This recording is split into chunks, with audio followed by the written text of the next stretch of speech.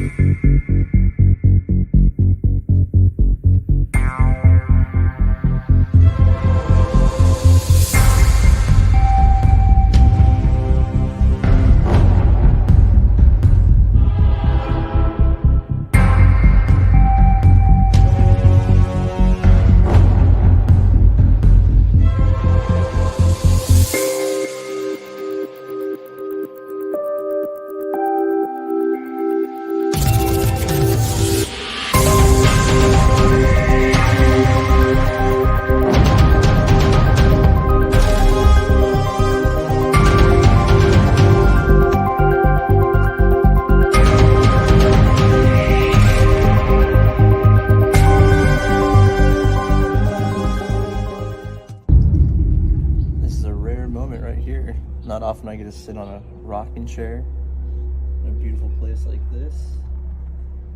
That's how quiet it is. This is crazy. It's peaceful. Love it.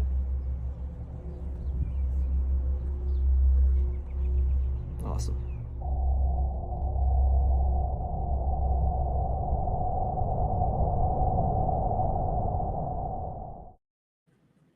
Nice job, Mike. Thank you, sir. There you go. And let's not waste any more time, but let's bring in Brandon. What's up, guys? Hey, how you doing, Brandon? Happening? Thanks for having me on. How do you like that intro? Awesome, man. Good work. Thanks, man. Thanks for joining us. Absolutely. So, thanks for having me on. So you've been busy. I've seen you on some of your social media, and we've been chatting a little bit here and there. And I see you've got some really cool stuff in the works. If you want to tell our guests about that, that'd be fantastic. Yeah, man, it's been crazy. I mean, it started going back to the into Ghost Hunters and into the beginning stages of the pandemic and stuff. Mustafa and I wrote a book called Elements of a Haunting that was actually released this year, January 8th, and that's been going really well. A book we're very proud of, something we put a lot of work into and a lot of love into, but we just wrapped up our 8 episodes for the first season of Haunted Discoveries as well. That actually just finished the edit today, so it's been kind of crazy, but we have Haunted Discoveries coming out, and we're very excited about it. Very, very cool. Yeah, I have. Yeah, looking forward to seeing that. We have the teaser here that we'll show our folks here in just a little bit. But obviously, I'm sure you get this question a lot anytime you do like an interview, things like that. But how did you get started in the paranormal field, so our listeners can kind of wrap their head around how you got into it? Well, it started at a young age for me. 95, I lost my oldest brother to cancer. And in 2004, I lost another brother to suicide. So Sorry that to kind hear of sent me on my journey into the paranormal. So it wasn't really about having a paranormal experience per se. It was more of having to deal with loss and think about the possible existence of a life after death at a young age. So kind of got into that thought process. What happens when we die? What happens when we make that ultimate transition? So I kind of started reading everything I possibly could about ghosts and hauntings. And in 2006, I founded the American Paranormal Research Association to solely investigate historical locations throughout the United States. And I've been doing it ever since. Wow. And you went into it as being a skeptic, right? Absolutely. I call myself a natural skeptic. A lot of times people throw around the terminology skeptic when in all reality they're non-believers. A skeptic is someone that wants to find proof that it exists, not someone that just flat out doesn't believe. So I've always called myself a natural skeptic. There's many times where I'll be completely all in on believing that ghosts are real, and then there's a lot of times I don't believe at all. So it's I guess it keeps it interesting that way. But definitely, I'm always looking for a logical explanation. I'm always looking to find answers first and foremost, and trying to do the ethical and correct thing. Yeah, for sure. And I kind of feel that that's kind of Eric and I's outlook on things as well. We kind of stick to more of the equipment and the scientific side of it, and trying to document evidence. Sometimes I'll say, it's good to have an open mind, but sometimes if it's too open, your brain might fall out. So you want to make sure that what you're looking at is that can't be explained. It's funny because it's like I went into this as a skeptic, and you're on Ghost Hunters, and Ghost Hunters is what got me into this when it first came out, like, I don't know, maybe like over 10 years ago. And I'm like, I want to really see if that is real, and I just want to go on an investigation and check it out. And I used to go on ghost hunting events, and I went on one, and I spoke to the director there, told him, hey, I just want to go on a real investigation. I'll carry equipment. I don't care. And before I know it, I'm on a team and doing it. So yeah, it's like funny. It's like when something happens, like, and I don't know if this works the same way for you, but for me, like, I can't believe it because my mind can't process it, because I'm like, there's got to be an explanation for it. It won't hit me until maybe a day or so later. I'm like, oh wow, that really did happen, after you start reviewing all the evidence and stuff like that, right? Yeah, absolutely. I've been very fortunate enough to work with various professionals from technical industries, medical doctors, scientists, engineers, people that have really helped me remain grounded in scientific principle and logical thinking. So I've been lucky since 2006 to work with some of these people. And anytime I find something that I can't explain, I always provide that data and that information to them. And they could always take it that step further as far as trying to help me understand it from a logical point of view. And, I've been left with a handful of evidence that even leaves them scratching their heads. So that's always a big win.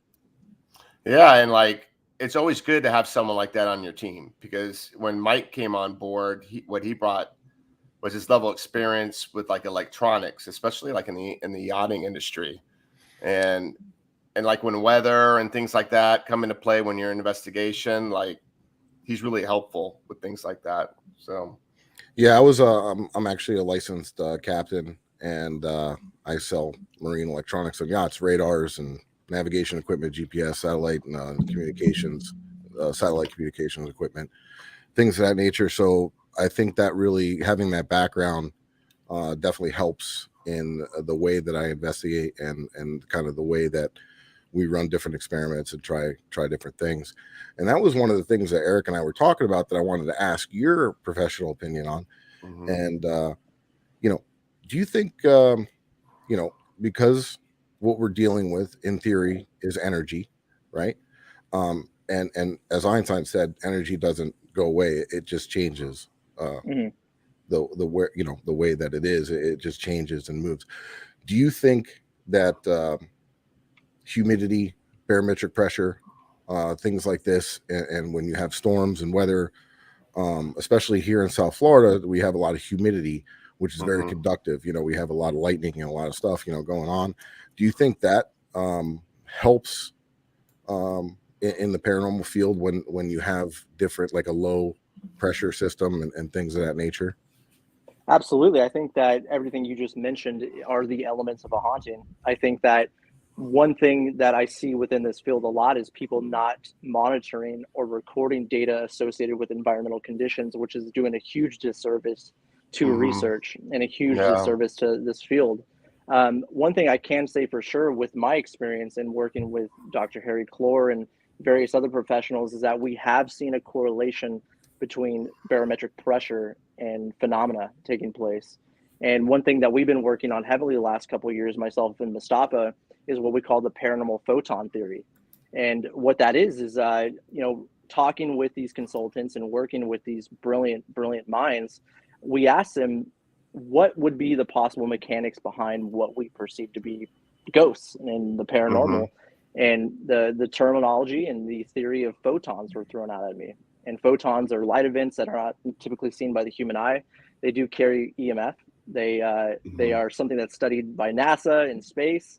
And one thing we have noticed is that in these places that are said to be haunted, not only are we seeing photons, but they are happening in conjunction with barometric pressure changes. So that's something that we are looking into and we're trying to dive deeper into. And that's something we look into heavily on Haunted Discoveries. Yeah, man. Go ahead, Eric. Like what I was going to say is when you're on Ghost Hunters, I saw you using something like a photon camera. That's the first I've ever seen that. That looked like really badass. And another thing that we use the same type of equipment as well. Like I see you guys using the EDI a lot. We like to use that tool as well because we like to measure everything. And where I was going to go with this is that we did an investigation, and Mike was there, where we had a not a tropical like wave, storm, but a wave or disturbance. And every now and then we'll get like rain bands coming in, and the barometric pressure was just going up and down. It was just like pretty crazy the whole night. And I got to say that was one of the most active nights I've ever experienced. It's pretty crazy. And we frequent that location a lot because it's one of the locations that we hold events at. And we happened to be there, just the team, that night. And we were doing an overnight lockdown because they had a COVID testing deal that the center there. So they would lock down. Yeah. So they were over 24 hours. So we ended up, they'd lock us down there, and it was by the Miami Zoo. But yeah, no, for sure. It was definitely active. So that's really cool. And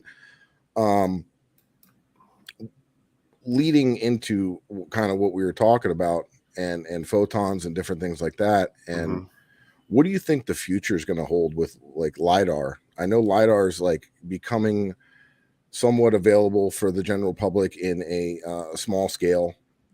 We use a lot of it on boats like Garmin and Ray Marine, and a lot of these big companies are now installing LiDAR all around the boat at 360 degrees. So, they can have like a top down and, look at it in a 3-dimensional way and dock the boat with a joystick using the LiDAR cameras.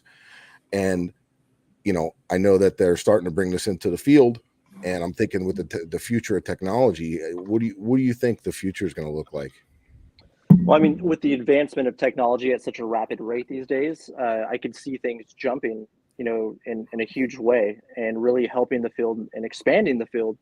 That's if people are using the equipment properly, first and foremost, and also, consulting with people that properly know how to use the technology, right? Such as yourself, Mike. You know how to use LiDAR, like you said. You sell equipment for marine use, so you understand how this, technology works and the purpose of it. So I could see things, taking a huge leap. But again, it's all about the user and trying to make sure you stay away from user error. And that's always been something that's, takes away from the credibility of this field and something that really does a disservice. So I see it's all about, go ahead. No, it's okay. Go ahead. No, it's all about, consulting professionals, right? And consulting people that are typically not in the paranormal community to help us advance our mindset, advance our theories, and advance our data collection and empirical evidence. Because if we do that properly, that's when we'll start to be taken a bit more seriously. Yeah, and I have a couple guys that I work with that are a lot smarter than me when it comes to certain things, and with FCC licensing and different radio, ham radio guys, and I talk to them all the time about frequencies and different things, and so you're right, consulting people, like, it definitely helps keep you grounded, like you said. And another thing that is coming more readily available is Doppler solid state radar, where it's not radiation, it's not harmful, it's a solid state, and you can get a lot better target separation. And that's coming down to a smaller scale. They used to be real big, and you could only have them for like weather, but now we're putting them in 18-inch domes on boats. I wanted to take one of these to a graveyard and just have it sweep, and see. There's some things that I'm kicking around, but yeah, no, it's very Can make a helmet out of that.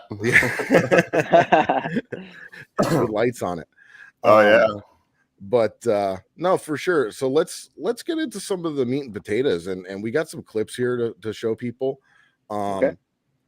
Eric, let's start off with well, we both went to the South Pittsburgh Hospital. You went a while back, I went more recently, and I was watching your YouTube video, and we were both getting evidence of a spirit who was a patient there that had Alzheimer's, named Nellie.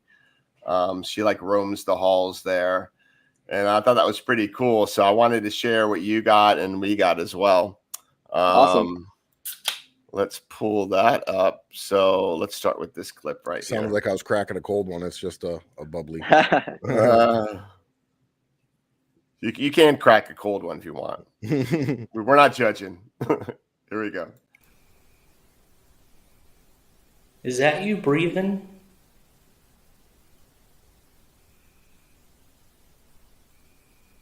Hang on a second, I'm going to take out my headphones.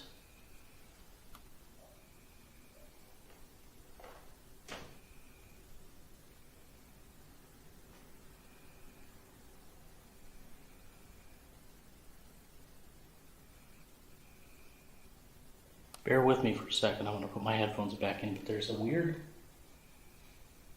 constant noise here. I can't tell if it's the frogs or not, but it sounds like breathing, but it's just too constant. It's like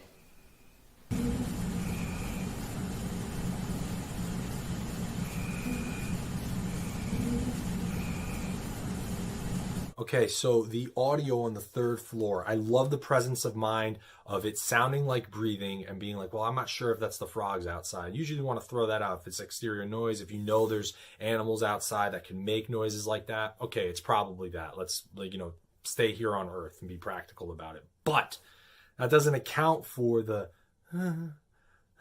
that's very, very, very, very clear. And especially when you contextualize it with the background information of it potentially being this Nellie woman who responds to male orderlies, young men as she perceives it, that whimpering, it's ghostly. It sounds very, very ghostly. It's incredible. But again, I love the presence of mind. And when you can acknowledge that something, okay, this is a practical explanation, it only makes other things that are strange and inexplicable that much creepier. And creepy's good for paranormal. Creepy's good. I love me some creepy. That's for sure. That's right. And then right after that, or before, I don't know the order, but you also captured a disembodied voice. Yeah, that was really cool. We'll play that one real quick too. Yep. Where do we want to go? oh man. This is just freaking me out, dude. To be honest Yeah, with it you. is. I know. I agree. Well, It's got us all jumpy. I'm like kind of shaking, dude. Yeah, And this place is shaking all of us up. Mm-hmm. how we? Okay, I say we get this camera and we just free reign. Let's just walk, dude. We're not only are we dealing with a place that's already ridiculously haunted or known to be haunted we're dealing with.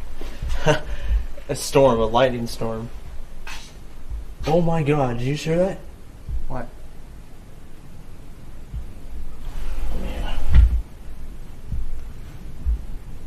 You just heard that, right? Yeah, I heard get out again. I heard it as well.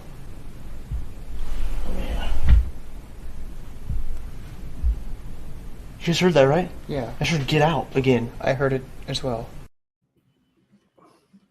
That's pretty cool. When That's you get awesome. disembodied Yeah. voice, like I love catching Yeah. this voice. Rare, man. As you What? guys know, it's rare. when did reality sit in? Like when you heard that, it probably wasn't. You probably still didn't believe it when you heard it at that Yeah. moment, right? Yeah, I mean, it was crazy because that night there was severe weather. There was tornado warnings, and the owner at the time was like, "Hey guys, there might be a tornado. If that happens, lock yourself in the freezer downstairs. The fire department knows to get you." I'm like, "Screw that, dude! I am not I am not locking myself into this basement, creepy storage Freezer. locker and then just riding it out, man. I'll just hang out on the third floor and hope for the best. You know what I mean?" But Well, that's a small town. Like if you were going to be It is. bunkered up, that would be the place to be bunkered up. that's the spot, right? That's the spot. Yeah. But the crazy part about that voice is not only hearing the audible phenomena, the saying "get Mhm. out," but you hear what almost sounds like someone like smashing their fist against a wall or a door, Mhm. and that's exactly what happened. And it was startling, man. I mean, it was so clear and so present. And the crazy part was the voice sounded like it came right in between us. Like it didn't sound like it was in a room next to us or down the hall. It sounded like it was right there. So Mhm. still blows my mind. Yeah, no, for sure. Disembodied voices are always, super rare, and they're amazing. Like one of my good buddies, Joe, it's on the team. We captured one, and we both did the same thing. We're like, "Did you hear that?" And he's like, "Yeah." He's like, "I thought it was you." He's like, "No, it wasn't me." And then when you go back and listen to it, and you play the clip back, and that's You're really like, when holy you're crap. wow, Mhm. just awesome. So very, very killer catch there. And then Let Eric, me- I'll let you talk about your Yeah. clip. Yeah, but I wanted to also talk about He's talking freezing about up. changing. I know you were getting bad weather. Yeah, could you repeat that one more time, man? Sorry. You froze up. Okay. We were talking about changes in atmosphere, and the weather was pretty bad that night. How was the activity? It was The whole crazy, night? man, through the roof. And we were there for 2 nights. So Oh, the wow. first Okay. night, not much. Nothing really happened. I mean, you get that sense of something in the building with you, but as far as data is concerned, we didn't really get anything. But it was that night when the weather pattern changed. Mhm. The weather changed the entire game. And this is before data loggers and things like that. So Yeah. different time. I wish we had the technology at the time to really monitor the environmental conditions, because I think that could have gave us a lot more empirical evidence and data to really work with. But definitely the second night when that weather pattern changed is when things kicked up for sure. Well, I went there like about a year ago. I drove up there. I'm in Miami. I drove up to, I was driving up to Waverly to investigate that place. But along the way, I stopped at the South Pittsburgh Hospital and decided to do like a day investigation. And I couldn't believe, like, I don't know, I was there for like 4 hours. The stuff I was getting in a short amount of time. Like, I'm dying to go back there at night. But I did get some pretty cool evidence, and I'm going to share that with you. I got a few clips here. So this one here was down the hallway from Nellie's room by the nurse's station. And I'll let this one roll.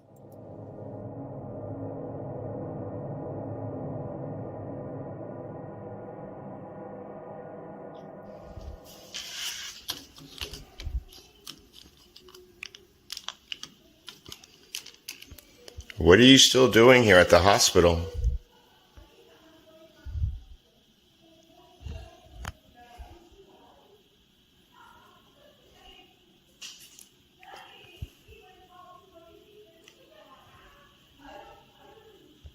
Do you know this hospital's closed?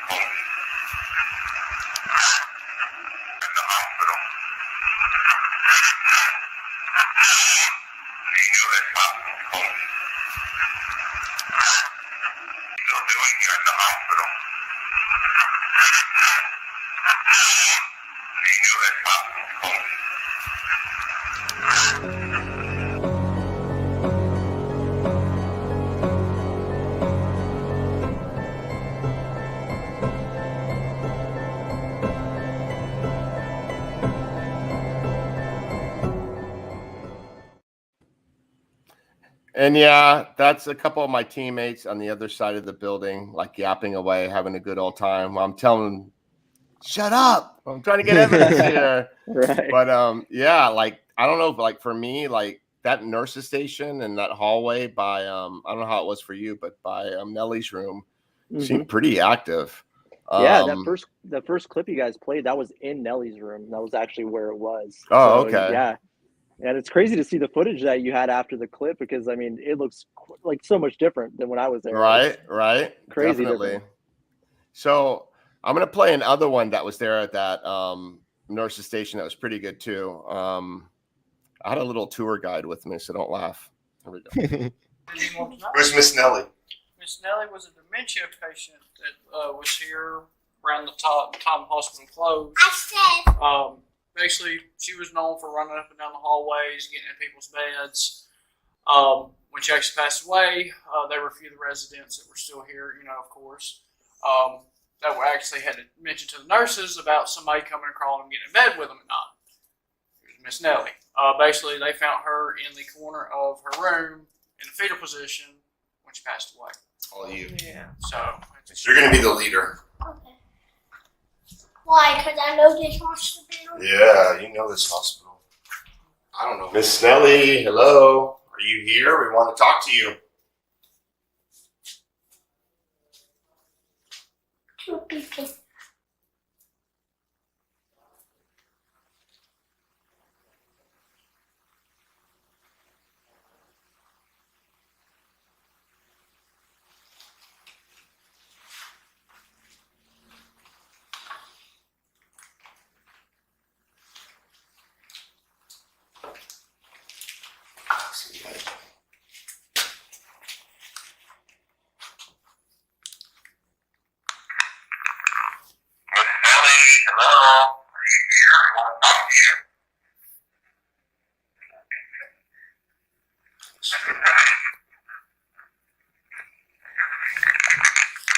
That was me trying to turn it off.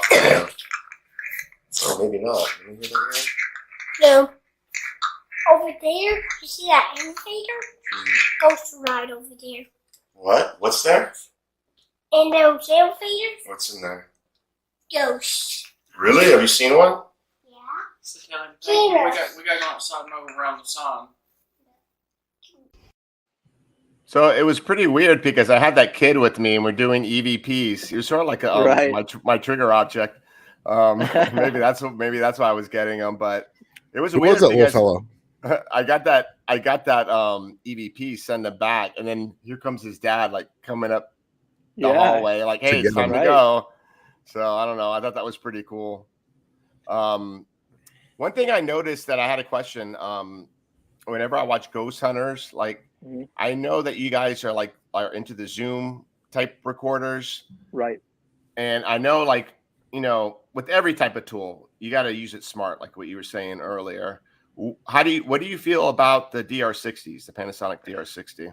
Because you get a lot of garbage, but every now and then you'll get something really good. And it's more often than other recorders, but you get a lot of garbage too. Yeah. I was first introduced to that specific way of conducting EVP by Mark and Debbie Constantino many years ago.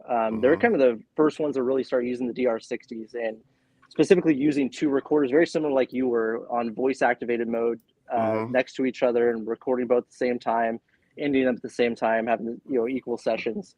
I would say from my point of view that a lot of the data or information coming from a DR60 is not useful. Yeah, there are some things that do come through, like those EVPs you showed. I mean, clearly that wasn't anything in the room.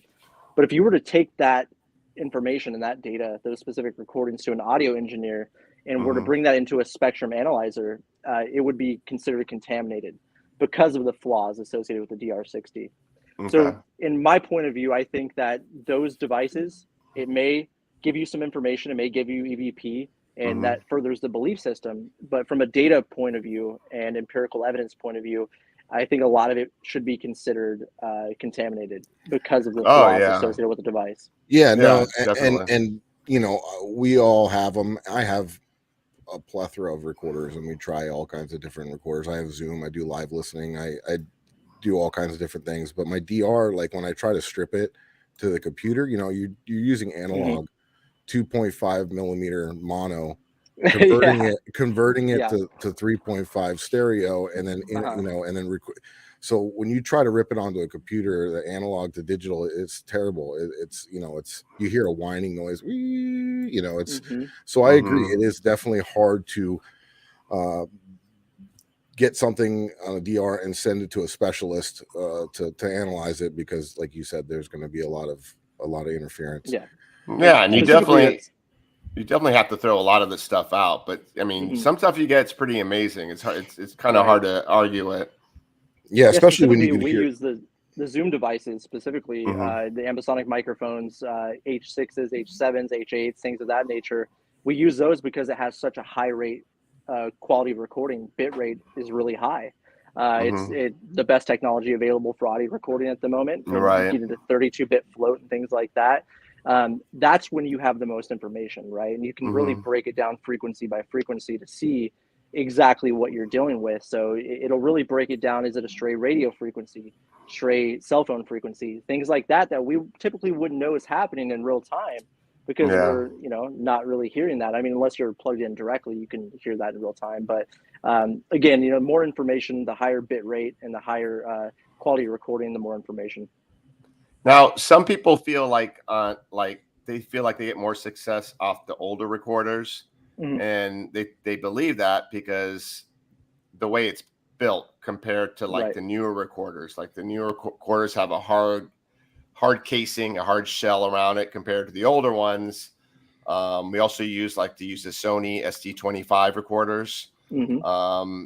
They had the thin casing. And people Less tend shielding. to believe that you can get less shielding and you can get higher frequencies, therefore you can get more EVPs. How do you feel about that? I think that's a flawed theory, specifically because the microphones are a lot of times external. So it's not about those older recorders. The microphones are internal, right? They are built into the device. But with devices like the Zooms, those are external microphones on those, right? So when it comes to shielding, that's a different story. But I think a lot of times people are confusing EVP with, you know, with these devices, these older devices, because of the internal mechanism, because of the internal thin body that's associated with them, the thinner plastics and things like that are causing that contamination. That's what's causing this pareidolia effect. A lot of people are thinking they're having EVP, but in reality, it's the clicking and popping of the internal mechanism of the device that's creating what we believe to be EVP. Not all of it's that, obviously, I can't say that, but I would say a good majority of it is contamination from the build quality of these specific devices.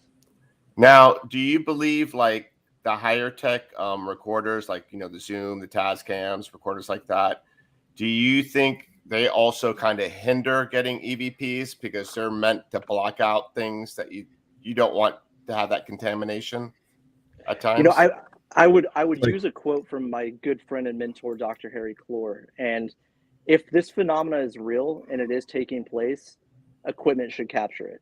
So I don't think that because these devices are higher grade and, you know, some do have noise filters on them and things like that, you should have those turned off at all times. You should always have those turned off.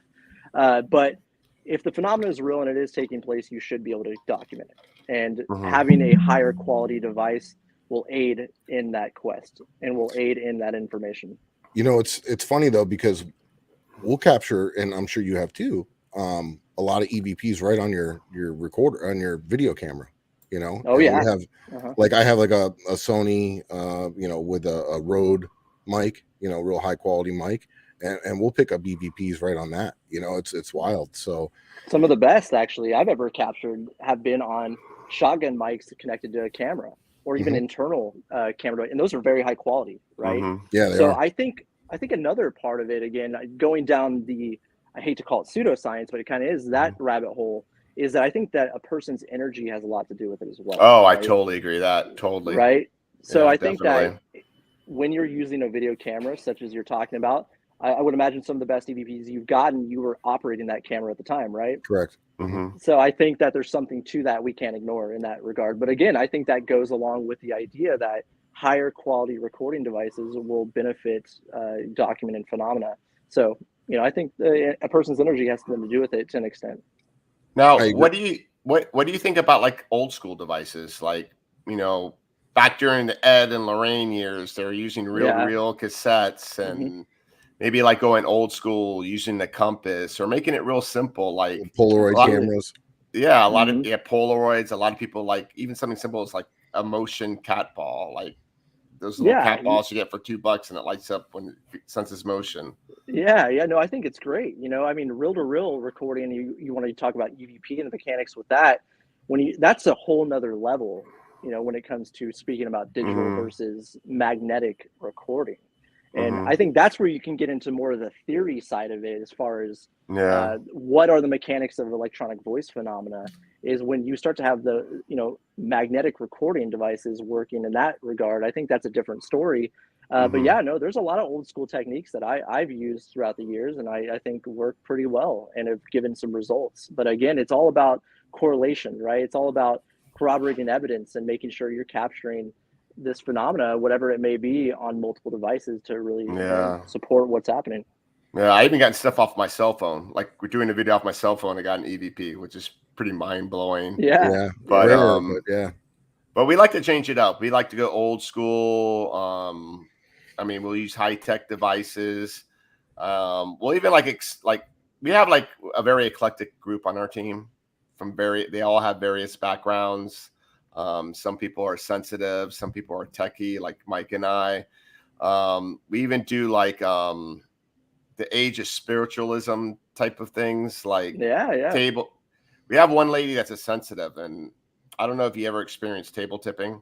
And I'm not saying it's used for an investigation, but it's just a phenomenon. And she has this way of channeling her energy and getting other people to put their fingertips on the table and getting the thing to move. And that's something that just blows my mind away. I can't explain it. I'm not going to lie. The first time I saw it, I was like, oh, you're full of BS. Yeah, I was like, nah. But I recorded a whole session they did, and I watched the whole session back, like really with my eye on it. And there was a couple times where it was pretty strange, that's for sure. But speaking about strange and capturing evidence, I have a clip here that you captured that's probably one of the craziest clips I ever seen. And I'm going to play that now, and then I'll let you kind of tell us about it. Sounds good. In the winter of 2008, the American Paranormal Research Association conducted an investigation of the RMS Queen Mary's first class pool. The footage you are about to see was collected during an EMF sweep of the changing stalls. The only people present were 2 APRA members and a security guard. You will now see the raw footage of an unaccounted for figure sitting in one of the right-hand changing stalls.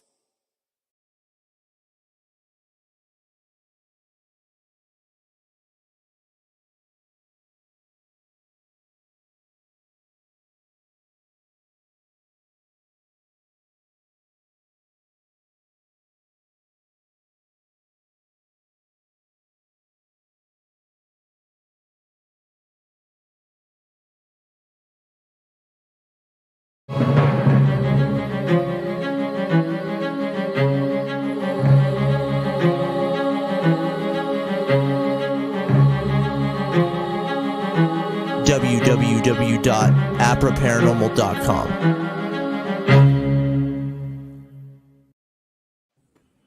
That blew my mind away when I saw that. That's freaking incredible. That must have you probably were like, holy crap.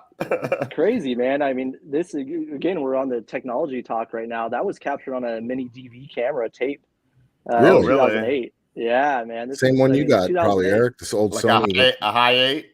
That's it. Not a high 8. This is the mini DVs. Oh, the mini I have ones. A high 8 okay. too. Yeah, I have both. I still have them, man. I can't get rid of those things. They had too much work on those. You know what I mean? I know, right? Yeah. mini DV Sony night vision camera. There's a way to transfer those files a lot easier, though. Oh yeah, no, I mean, like, it's so funny. I have so many years of backlogs of tapes that I'm starting to digitize now, which is cool. But so it was a winter 2008. Myself, an investigator in training, and a security guard were down in the first class pool changing stalls, and I gave this mini DV camera to this investigator in training. She had no idea what she was doing. First time ever being on an investigation. So I was actually teaching her how to do an EMF sweep properly, and she had no idea the camera was even on. So she has this camera in her right hand, just kind of swinging it around everywhere as I'm teaching her to do this sweep. I didn't review the footage for 9 months because I thought there was no reason to do it. Because I mean, I watched how she was operating the camera. I thought there's no reason to review this footage. One day I'm like, why not? I got nothing. It's reverse psychology.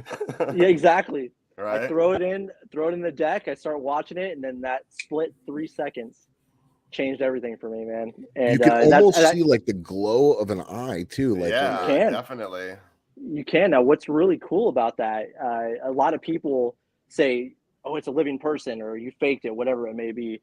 What's cool about that footage is not only did I show that to Dr. Harry Clore, who again is my mentor and a close friend of mine. He's the first person in history to receive 2 PhDs simultaneously. And I was showing this footage at various lectures I was giving around the country, and I had 2 independent optometrists, eye doctors, that came up to me and told me that the way that the infrared light is reacting to the eye in that footage is completely wrong. And that they could tell me, because of the way the infrared is reacting with the retina, like you said, is wrong. And they could tell me it's not a living person. Yeah, if that was a live person, you would have seen both eyes really glowing, like you do when you're swinging your camera around and you pass one of your fellow investigators, and you could see their eyes just light up because it's reflecting the light, especially in the darkness when your pupils are going to get a lot bigger and they're going to let more light in, so you could see your night vision, and that's when they really shine. So yeah, that's what I noticed when I was looking at that. I saw like the little reflection light off the eye, but yeah, it's definitely, it almost looks like they're squatting down. Is that what it is? Because it's hard for me to kind of tell from. Yeah, and what's cool is recently, peaking.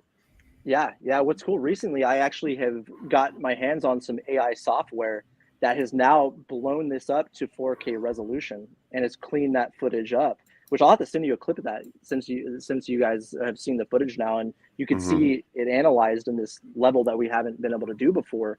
But it looks like this figure not only slides down the door in a crazy quick motion, but it looks like it's sticking halfway through the floor. Like there's no legs. It's like its torso kind of sinks into the floor. See what I got mind blowing from the quick clip that I watched of it, and it almost looked like it, like if somebody's like really sad or crying and they're leaning against the wall and they kind of slide down into like a fetal position. That's what it kind of looked like to me. But yeah, that was wild, man. Really amazing. Yeah, I'll have to send you the footage, man. Like, yeah, the new 4K version of that footage is just, I gotta see it. It takes it to another level. Yeah, it's really crazy. That's funny that you were saying that. I was looking into some FBI AI software, so you can like if I have a static camera sitting somewhere, instead of watching like hours, like it'll pick any movement, like the AI in the, it's super expensive though. So he's going to have to sit there and watch it. Keep it old school. Yeah. But I was looking in to see if they had something like that, where you could run the AI and it would pick up any motion from a camera that's been static for quite some time. Yeah. So here's another really cool one that you captured that I would like to show everybody that's watching, and for the people that are listening on the KGRA side of things, you can come back here on our YouTube, the KGRA YouTube or the War Party Paranormal YouTube, and you can come back and watch what we're talking about. It's recorded and you can come back and see it. But I'm going to play this one here, and then again, we'll let you kind of describe what went on. In anticipation for the release of Elements of a Haunting, the book I co-wrote with Mustafa Gadalari, I want to break this evidence down and show you these pieces of footage that really changed my perspective.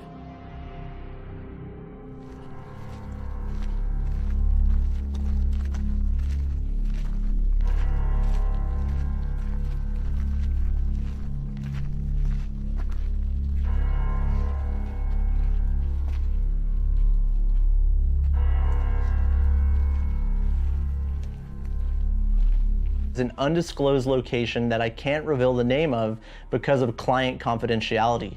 This place is pretty well known, has a lot of stories, a lot of activity. The owner called us in because they were having some pretty disturbing reports. The clip you're about to see was something I never imagined I would ever see. What was that noise though? The door's opening. Keep it on camera on it on. Can you come on in, please? That's open all the way, dude. I got it on camera. Sweetie, come inside. You're okay. Is that the wind, possibly? Oh, well, the weird thing is I don't feel. I wedged a rock between the doors, and I'm like, no. I don't feel a gust up here. I know this window behind me is open. And there's like a crack in it. I don't feel a gust of wind at all. Could you come up here and touch this device here? It's not going to hurt you in any way.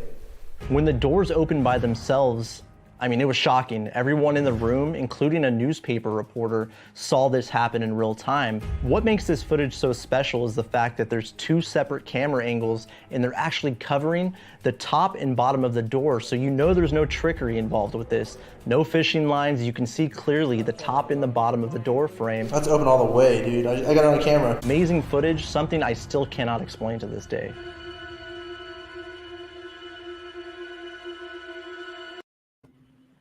That's the best when you get stuff like that. Yeah, man. Hey, Another rare occurrence. Real quick before we get into that, we got to let our KGRA listeners know that it's rounding that time where you're going to be moving on to the next live show that comes on after us, and we appreciate you joining us on the KGRA Digital Network. And if stick around for some of the other great shows and check them out. And we really appreciate you, and KGRA appreciates you. And they'll be switching off in 10 minutes. And then we're gonna, if we end up staying on a little bit and chatting, we'll stay here on the YouTube. That'll still be going on live. Yep. And by the way, I just want to give a shout out to all our followers that are engaged here. We always get great engagement here, so I want to give a shout out to them. We get our team on here.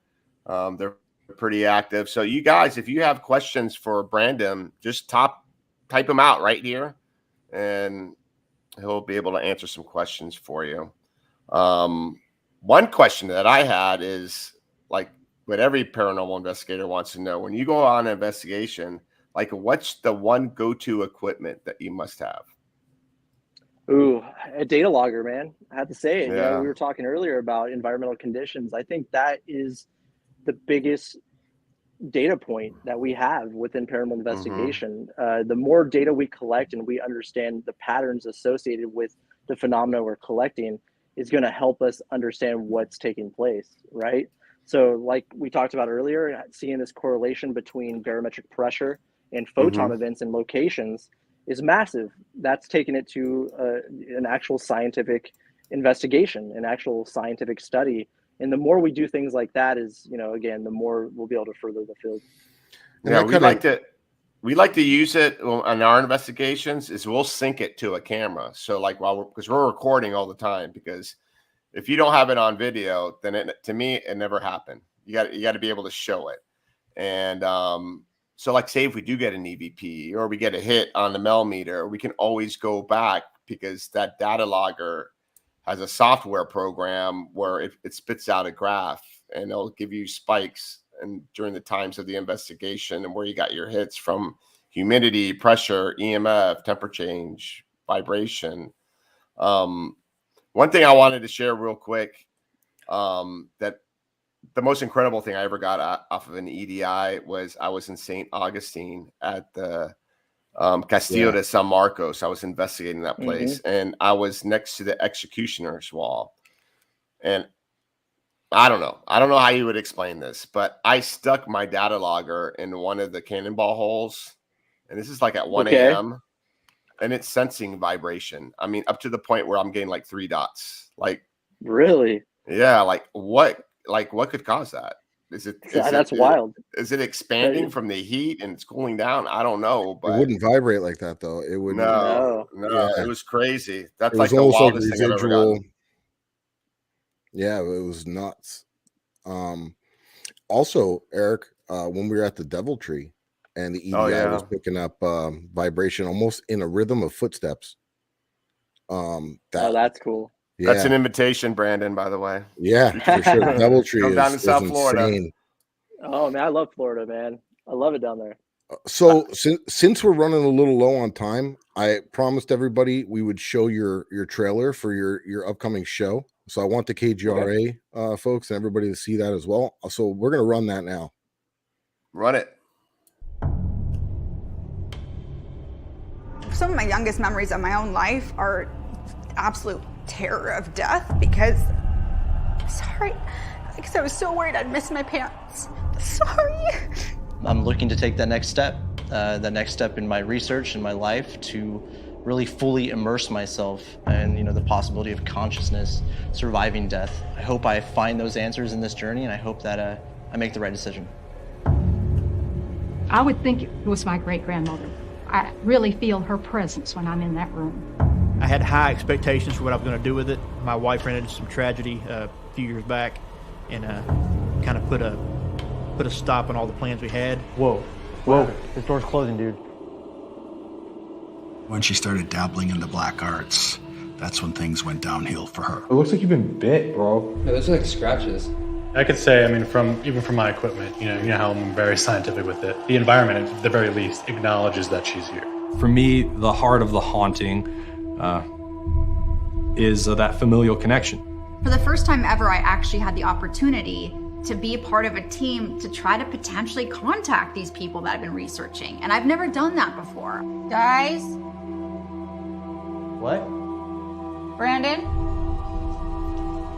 I'm getting some weird movement in front of that camera. Say what? I'm seeing some weird movement here.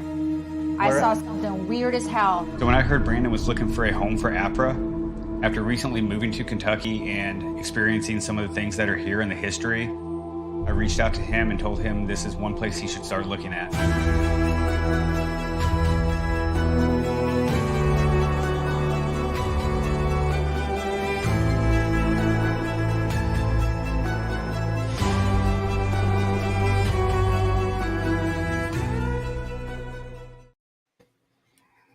Kudos, bro.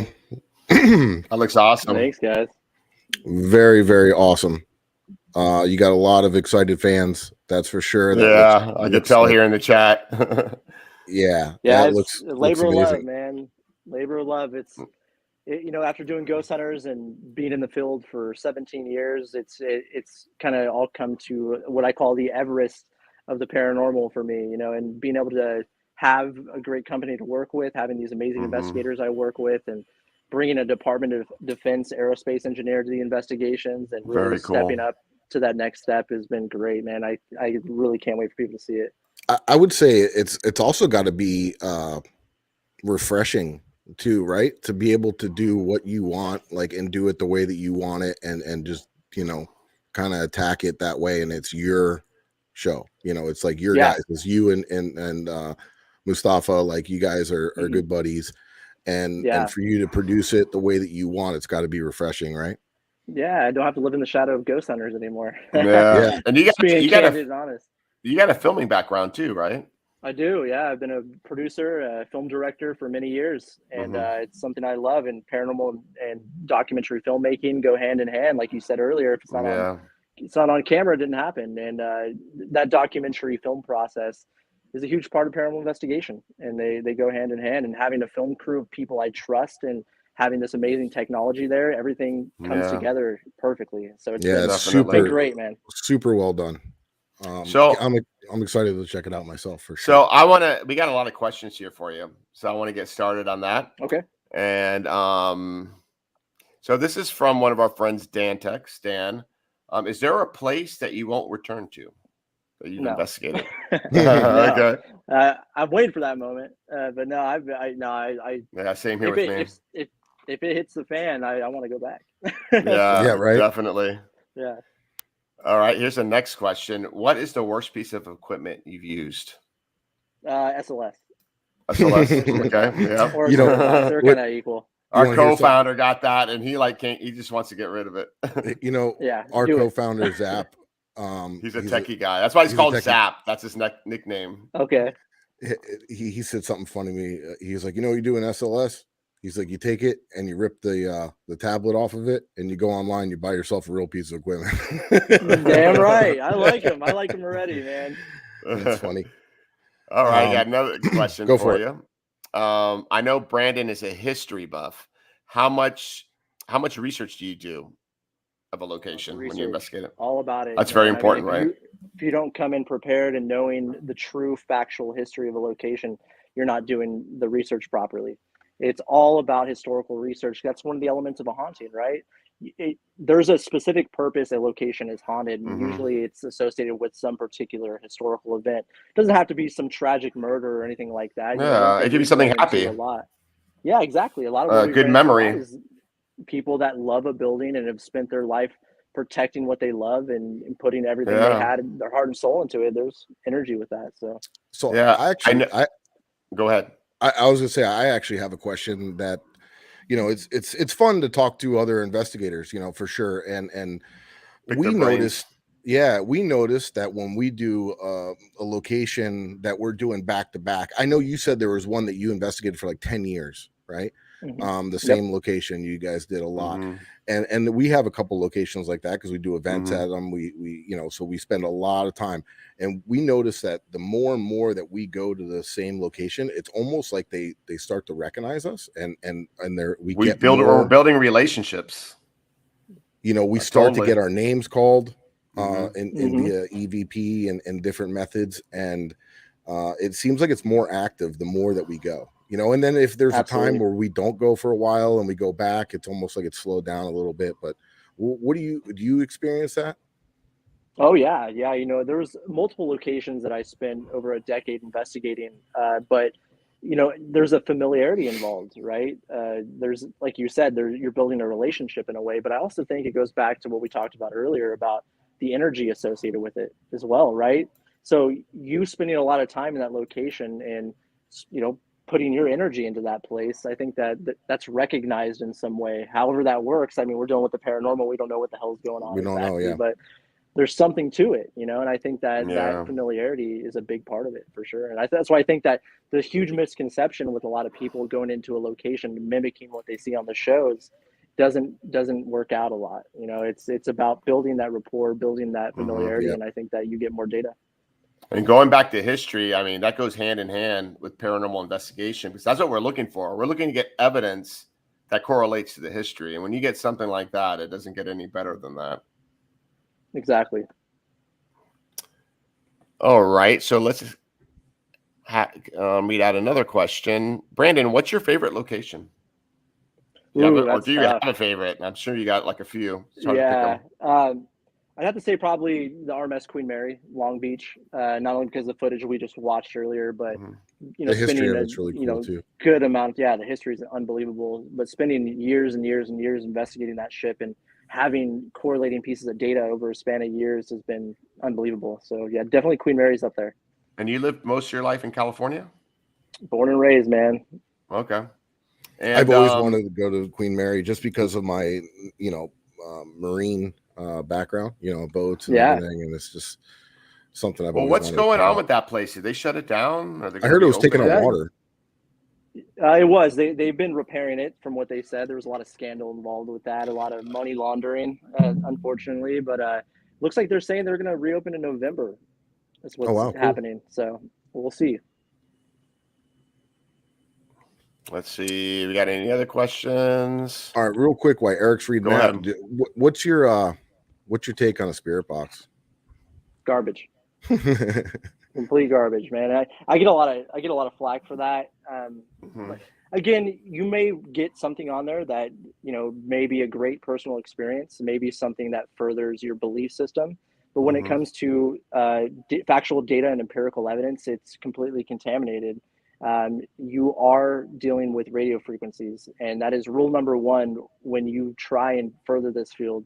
If it's dealing with radio frequencies or a contamination of that sort, it has to be thrown out. But again, if you're doing it for your own personal belief and it's something you believe in, power to you. Nothing wrong with that. Go for it. But if you're going to go and try and give that as factual data or empirical evidence to say that there is a life after death, I think that should be looked at. Yeah, no, it's too easy to just dismiss. Yeah, I agree. But we have got some stuff that's pretty incredible on there. What about an Estes method style? No. Still nothing. No, I mean, again, that's just my personal belief. Again, it goes all to personal belief. What about like when sensory deprivation comes into it and things like that? I think that people are way too susceptible. It's impossible to have a control of someone that doesn't know the location or what specifically they're looking for. So I think that the human mind is such a big thing, and we don't understand how the human mind works exactly to this day. So I think, again, that's just pure contamination, and it's not empirical evidence. Yeah, because we'd like to do a little bit of experimenting. Mike came up with it's like an Estes, but it's also the Gansfeld experiment. Which we is combine that the together. Method. Yeah, that's where the Estes method came from. So. Yeah, so we basically took the both of them and mixed them together. Instead of the Gansfeld experiment, where you're listening to pink or white noise. With, yes, with red, with ping pong balls and a red light. Ping pong balls, yeah. So I actually I took some steampunk goggles and fabricated them and put LEDs in them, red LEDs, battery pack, and completely washed them out so you can't see through them at all. And then do a spirit box like an Estes session, but with the red lights over your eyes. And we were doing it at a bar, and Eric was the subject, was the receiver, and I was asked some questions, and he blurted out a last name, and it triggered the memory of the girl that worked there, and she looked into it, and there was a murder suicide that happened in the parking lot. A man 5 years ago. Yeah. Wow. Man killed his wife, drove down to the Keys, and took his didn't make it life. to the Keys. Yeah, right before where we were, and took his son's life, and then took his own life. And through that method, Eric blurted out the last name. That's great. Out of nowhere. We Googled it. Yeah. Right then and there. I said the last name. I said boy. His age, the boy's age, which was really, I don't know, it was really odd to me. How I could get like things, and I didn't even know about it until like after I did the experiment. They told me about it. And but it again, I understand what Brandon's saying too. Like if you were to take that to a scientist and present them that, they're gonna go, I can't say without a doubt that this has happened. It could be, when you take it to somebody that has to analyze data and record it and say this is 100% proof. Yeah, it's experiments, right? So we'll just try different things, It's always worth a shot, right? Always. And but that was pretty mind blowing. What do you think about like people who are sensitive? Like some people can see things, some people can hear people. That's kind of hard to prove with science. Like, what are your thoughts on that? Well, I mean, there's been a lot of, scientific experiments conducted with people that have, extra sensory perception or have, some kind of, sensitivity, so many different levels of it. But there's been a lot of different DOD type of experiments and scientific experiments into that. And I think that there's something to it. Going back to what we talked about with photons, there are certain people that do have extra proteins in their eyes that can see photons with their naked eye. I've always thought that would be a really cool experiment to see if someone that claims to be psychic and sees entities or spirits, if they do have that extra protein. So there may be something to that for sure. Yeah. Maybe we can make special contacts. Yeah, exactly. You never know. Right? Seriously, that's what we're trying to get to, right? And having an understanding. I think I read somewhere at one point there was like a child born in India that his eyes were manipulated in a certain way. It was a birth defect, but it actually benefited him where he had like extra sensory like night vision because of the way that his eyes were developed. It was it was a deformity, but it just so happened that his pupils were so wide that at night he could see, like he almost had like night vision, it was pretty wild. So, we'll be injecting ourselves with steroids in our eyeballs so we can see better at night. Exactly. So that could be an idea. That could be something. You're onto something there. Yeah, definitely. So I want to ask, go ahead. Well, I just want to say one more thing while we're talking about equipment stuff. I still see today, like, I'm not going to mention anything, obviously, but I still see investigators, even on TV, where they're holding the K2 with their phone pointed at it, recording. Yeah. And you know, that's that. I don't understand it. Like, you know, if you take your phone, they all have LiDAR in them now for. Oh yeah. You know, and they put out so much EMF. And even if you have a phone and you're videoing or something, and you have a night vision camera or a full spectrum camera, you could see all the infrared and for the LiDAR that's spitting out of it all over the place. You know, I mean, that's crazy to me. You know, like you said, as long as, you know, some of the equipment, it has to make sure that you use it properly, you know? Yeah. Okay. What were you saying, Eric? I know, a quick question here, because I wanted to know. Have you ever experienced anything evil that actually spooked you or shook your nerves? No, you know, that's another, I think, a big common misconception within the shows is everything's got to be, you know, a demon or evil of some kind. I've been here for 17 years. I've never encountered anything like that personally. Yeah. And I've done homeowner cases. I've been to some of the most haunted places in the country. I've been to 49 different states looking for this, and I personally have not encountered anything like that. Same. And what do you think about like paranormal activity? You think there's good or evil? It's just like energy. Like, what are your thoughts on that? I think as in life, as in death. I think if you were a shitty person in life, you're going to be a shitty person in death. So that sounds like Mike. That's what I say. I say if true. you were an a-hole in life, you're an a-hole in your afterlife. Yeah, absolutely. I think that, you know, if there is consciousness after death, I think that you retain the same personality you had in life. Yeah. And you know, it's funny. It's like everyone like say, oh, you're crazy what you do. Have you ever got anything attached to you? But to tell you the truth, and like what you mentioned, or what we were talking about earlier, a lot of the places like where we get activity, I believe it's just good memories. Like, I don't know if you heard of the Deering Estate in Miami. It's known as one of the most haunted locations in Miami. And it was built 1920s by Charles Deering. Beautiful place, beautiful location, very tropical, overlooking the water. And right when they finished constructing it, he died, like right on the balcony. And I don't know. I just think that he still lingers there just because, you know, that was his baby. And like when you go there, it's almost like a spiritual feeling. It's just like, it's a really beautiful place. And I think that like a lot of the paranormal stuff that we do get, like we investigate a school, I think, you know, like maybe the spirits that we get, that was like the happiest moment of their life. And they just like return to that. Exactly. Yeah, no, I agree 100%. All right. So let's see if we got any more questions.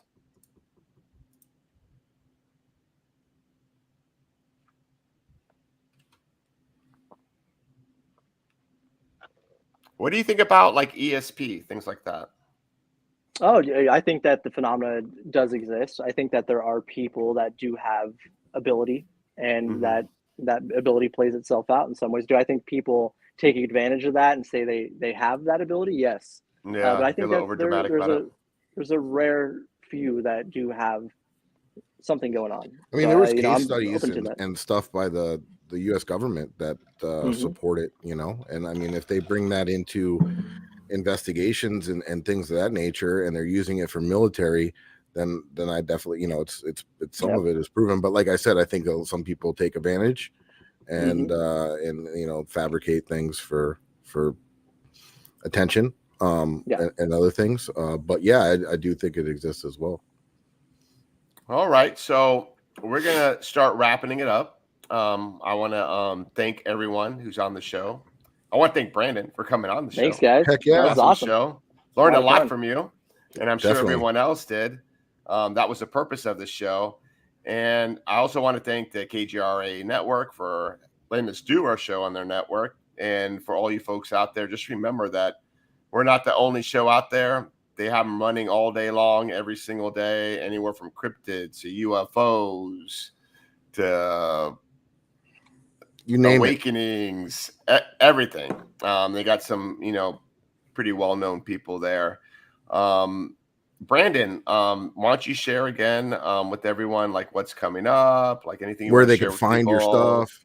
Yeah, I mean, you can find everything at my website, brandonjalvis.com. It has everything there. have our book, Mustafa and I co-wrote together, Elements of a Haunting. That's on Amazon. I mean, gets very in-depth with our protocol and the way we investigate the paranormal. And we actually put a classification system into practice that we developed. And so Elements of a Haunting, you can get on Amazon. Also have Haunted Discoveries coming out later this year. I'm very excited about that. But you can find everything on my social media at Brandon Alvis, or go to my website, brandonjalvis.com. Yeah, I got a ticket on the banner down there. So you guys Perfect. can see that. Very, very cool. Yeah, check it out. And do we have any, I know a lot of people were asking in the comments, do we know where we're going to be able to view your upcoming show, or is that still in the works? More information coming soon. As soon as we get the green light and get past the red tape, we'll let you guys know. You hear that, guys? So follow his social media stuff. He'll be I'm sure he'll be putting it out there, and you guys can check it out. We got to get you down here to Miami whenever you get a break. Absolutely, I'd love to, man. Yeah, come on down. Open invite for sure. All right, so go ahead. No, I was going to say, and thank you everybody for watching. Anybody that's watching on the YouTube that's not subscribed, go ahead and smash that subscribe button. Throw a comment in there for us. It helps get our content out so more people can see it. We appreciate all our subscribers. Subscribe. Yeah, we need some more subscribers on this side, because this platform is spread all over the place. It goes on to Facebook, it goes on to the KGRA, it goes to podcasts, it goes to everything. It helps our guests too. Yeah, it goes to our YouTube. It helps our guests. It helps everybody get our stuff out, and everybody and our guests that we bring on, it gets their content out there. So yeah, definitely subscribe and like and do all that fun stuff that everybody always asks to do. We got more coming. Yeah, we got some more stuff coming up. Yeah. And if you want to find any of my, don't forget about checking out warparty.com, and I'll have all our upcoming events and all that fun stuff, and ways to get a hold of us if you need help with a residential, things like that. And brand spanking new. If you want to find any of my personal content, my website's right here, FLA-paranormalresearcher.com, and links to all my social media are there as well.